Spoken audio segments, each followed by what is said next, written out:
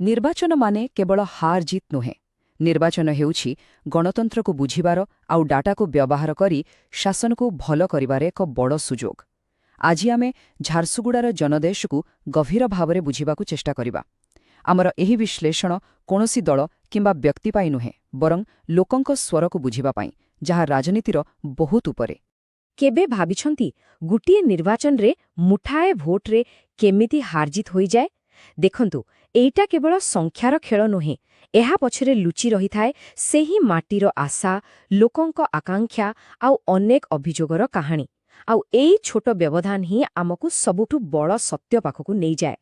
ମାତ୍ର 1333 ଭୋଟ। ହଁ, 2024ରେ ଝାରସୁଗୁଡ଼ାରେ ବିଜୟ ଆଉ ପରାଜୟ ଭିତରେ ଏତିକି ହିଁ ଫରକ ଥିଲା। ଏହି ସଂଖ୍ୟା କେବଳ ଏକ ତଥ୍ୟ ନୁହେଁ, ଏହା ହେଉଛି 1333 ଜଣ ନାଗରିକଙ୍କ ନିଷ୍ପତ୍ତି, ସେମାନଙ୍କ ସ୍ୱର, ଯାହାକୁ ଶୁଣିବା ନିହାତି ଦରକାର। ଏହି ସୂକ୍ଷ୍ମ ବ୍ୟବଧାନ ହିଁ ଆମ ଆଲୋଚନାର ମୂଳ ଆଧାର। ତେବେ ଆଜି ଆମେ ଏହି 6ଟି ବିଷୟରେ କଥା ହେବା। ପ୍ରଥମେ, ଏତେ କମ୍ ମାର୍ଜିନର ଜନାଦେଶର ଅର୍ଥ କ'ଣ? ଦ୍ୱିତୀୟରେ, ଆମେ ଝାରସୁଗୁଡ଼ା ମାଟିର ସ୍ପନ୍ଦନକୁ ବୁଝିବା। ତାପରେ 7ଟି ନିର୍ବାଚନର କାହାଣୀ ଦେଖିବା। ଚତୁର୍ଥରେ, ଏହି ଫଳାଫଳର ଗଭୀର ବିଶ୍ଳେଷଣ କରିବା। ପଞ୍ଚମରେ, ବିଶ୍ୱାସ ଜିତିବାର 4ଟି ରାସ୍ତା ବିଷୟରେ ଜାଣିବା। ଆଉ ଶେଷରେ, ଶାସନ କେମିତି ଏକ ପ୍ରତିଶ୍ରୁତି, ସେ ବିଷୟରେ ଆଲୋଚନା କରିବା। ଆସନ୍ତୁ ଆମ ଆଲୋଚନାର ପ୍ରଥମ ଭାଗକୁ ଯିବା, ଖଣ୍ଡାଧରାରେ ଥିବା ଜନାଦେଶ। ଯେତେବେଳେ ଜିତିବାର ମାର୍ଜିନ ମାତ୍ର 0.67% ହୁଏ, ଏହାର ସିଧାସଳଖ ଅର୍ଥ ହେଉଛି ନିର୍ବାଚନ ମଣ୍ଡଳୀର ମତ ପୂରାପୂରି 2 ଭାଗ ହୋଇଯାଇଛି। ଏଠି କୌଣସି ଗୋଟିଏ ପ୍ରସଙ୍ଗ ବଡ଼ ନୁହେଁ, ବରଂ ପ୍ରତ୍ୟେକ ଛୋଟ ଛୋଟ କଥାର ବି ବହୁତ ଗୁରୁତ୍ୱ ରହିଛି। ଏହି ସଂଖ୍ୟାଗୁଡ଼ିକୁ ଟିକେ ଦେଖନ୍ତୁ। ବିଜେପିକୁ ମିଳିଛି 47.56% ଭୋଟ ଆଉ ବିଜେଡିକୁ 47.00%। ଏଥିରୁ ସ୍ପଷ୍ଟ ଜଣାପଡ଼ୁଛି ଯେ ଲଢ଼େଇ କେତେ କଡ଼ା ଥିଲା। କୌଣସି ଗୋଟିଏ ଦଳ ଆଡ଼କୁ ଲହରି ନଥିଲା। ଏହା ଏକ ସ୍ଥିର ଏବଂ ବିଭାଜିତ ଜନମତକୁ ଦର୍ଶାଉଛି। ଆଉ ଗୋଟିଏ ଗୁରୁତ୍ୱପୂର୍ଣ୍ଣ କଥା ହେଉଛି ମତଦାନର ହାର, 83.3%। ଏହା ଲୋକଙ୍କ ଉଦାସୀନତା ନୁହେଁ, ବରଂ ଏହା ଫଳାଫଳ ପାଇଁ ଏକ ଜୋରଦାର ଦାବି। ଯେତେବେଳେ ଏତେ ସଂଖ୍ୟାରେ ଲୋକ ଭୋଟ ଦେବାକୁ ଆସନ୍ତି, ସେମାନେ କେବଳ ନେତା ବାଛନ୍ତି ନାହିଁ, ବରଂ ନିଜ ସମସ୍ୟାର ସମାଧାନ ଆଉ ଉତ୍ତରଦାୟିତ୍ୱ ମଧ୍ୟ ମାଗନ୍ତି। ଠିକ୍ ଅଛି, ଏବେ ଆମେ ସଂଖ୍ୟାଠାରୁ ଆଗକୁ ବଢ଼ି ମାଟିର କଥା ବୁଝିବା, କାରଣ ଭୋଟକୁ ବୁଝିବାକୁ ହେଲେ ସେହି ଭୂମି ଆଉ ସେଠାକାର ଲୋକଙ୍କୁ ବୁଝିବା ବହୁତ ଜରୁରୀ। ତେବେ ଝାରସୁଗୁଡ଼ାର ପ୍ରକୃତ ସ୍ଥିତି କ'ଣ? ଆସନ୍ତୁ ଦେଖିବା। ଏଇ ଦେଖନ୍ତୁ, ଏହା ଏକ ଅଭିଯୋଗ ହିଟ୍ ମ୍ୟାପ୍। ଝାରସୁଗୁଡ଼ାର କୋଇଲାଖଣି ଅଞ୍ଚଳ ଉପରେ ଏହି ଯେଉଁ ଲାଲ ରଙ୍ଗର ସ୍ଥାନଗୁଡ଼ିକ ଦେଖୁଛନ୍ତି, ସେଗୁଡ଼ିକ ଗଭୀର ସମସ୍ୟାକୁ ଇଙ୍ଗିତ କରୁଛି। ପ୍ରଦୂଷଣ, ପାଣିର ଅଭାବ ଆଉ ବେକାରୀ, ଏଗୁଡ଼ିକ କେବଳ ଶବ୍ଦ ନୁହେଁ, ସେଠାକାର ଲୋକଙ୍କ ପାଇଁ ଏଗୁଡ଼ିକ ଦୈନନ୍ଦିନ ଜୀବନର ଜ୍ୱଳନ୍ତ ସତ୍ୟ। ଲୋକଙ୍କ ମୁଖ୍ୟ ଅଭିଯୋଗଗୁଡ଼ିକ ବହୁତ ସ୍ପଷ୍ଟ। ବିଦ୍ୟୁତ୍ କେନ୍ଦ୍ରରୁ ବାହାରୁଥିବା ପାଉଁଶ, ଫସଲ ଆଉ ସ୍ୱାସ୍ଥ୍ୟ ଉଭୟକୁ ନଷ୍ଟ କରୁଛି। କିରମିରା ଓ ଲାଇକେରା ଭଳି ବ୍ଲକରେ ପିଇବା ପାଣି ଓ ଚାଷ ପାଇଁ ପାଣିର ଘୋର ଅଭାବ।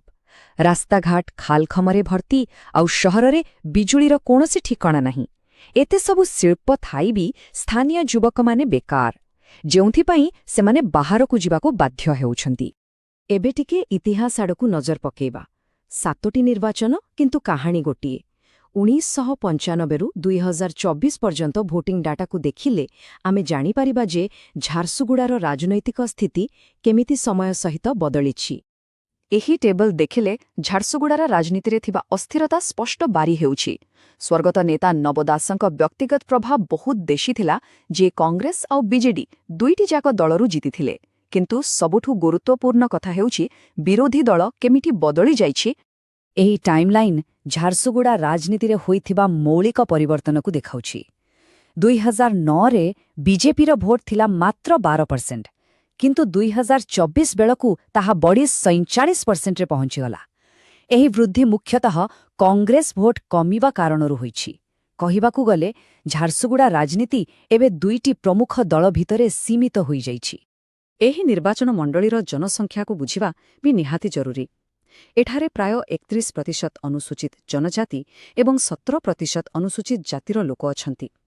ଏହାର ସିଧା ଅର୍ଥ ହେଲା, କୌଣସି ବି ଦଳ ଏହି ବର୍ଗର ଲୋକଙ୍କ ସମର୍ଥନ ବିନା ଜିତିବା ପ୍ରାୟ ଅସମ୍ଭବ। ସେମାନଙ୍କ ସମସ୍ୟାକୁ ଆଦୌ ଅଣଦେଖା କରାଯାଇପାରିବ ନାହିଁ। ଆମ ସମ୍ବିଧାନ କହେ ପ୍ରତ୍ୟେକ ନାଗରିକଙ୍କ ସ୍ୱରକୁ ସମ୍ମାନର ସହ ଶୁଣାଯିବା ଉଚିତ ଆଉ ଡାଟାକୁ ଶୁଣିବା ମାନେ ପ୍ରକୃତରେ ଲୋକଙ୍କୁ ହିଁ ଶୁଣିବା। ଏହି ବିଶ୍ଳେଷଣ କେବଳ ସଂଖ୍ୟାକୁ ନେଇ ନୁହେଁ ବରଂ ଲୋକଙ୍କ ସାମୂହିକ ସ୍ୱରକୁ ସମ୍ମାନ ଦେବା ପାଇଁ ଉଦ୍ଦିଷ୍ଟ। ଏବେ ଆସନ୍ତୁ ଫଳାଫଳର ଆହୁରି ଗଭୀରକୁ ଯିବା। ଏହି ଯେଉଁ ଫଳାଫଳ ଆସିଲା ତାହା କୌଣସି ଜଣେ ପ୍ରାର୍ଥୀଙ୍କ ପାଇଁ ହୋଇନାହିଁ ବରଂ ଦୁଇଟି ବ୍ୟବସ୍ଥାର ଶକ୍ତି ଆଉ ଦୁର୍ବଳତାର ପାରସ୍ପରିକ କ୍ରିୟା ଯୋଗୁଁ ହୋଇଛି।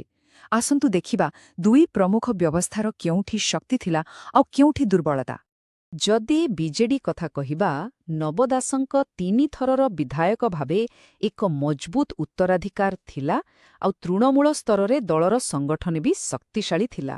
କିନ୍ତୁ ତାଙ୍କ ମୃତ୍ୟୁ ପରେ ନେତୃତ୍ୱରେ ଏକ ଶୂନ୍ୟତା ସୃଷ୍ଟି ହେଲା ଆଉ ପ୍ରଦୂଷଣକାରୀ ଶିଳ୍ପ ସହ ଦଳର ନିକଟତର ହେବାର ଏକ ଧାରଣା ଲୋକଙ୍କ ମନରେ ଥିଲା। ଅନ୍ୟପଟେ ବିଜେପି ଶାସନ ବିରୋଧୀ ଭାବନାକୁ ବହୁତ ଭଲ ଭାବରେ କାମରେ ଲଗେଇଲା ଏବଂ ଜାତୀୟ ସ୍ତରର ସଂଗଠନର ଫାଇଦା ଉଠାଇଲା। ସେମାନେ ସ୍ଥାନୀୟ ପ୍ରସଙ୍ଗରେ ନିଜକୁ ଏକ ଦୃଢ଼ ବିକଳ୍ପ ଭାବରେ ଉପସ୍ଥାପନ କରିପାରିଲେ।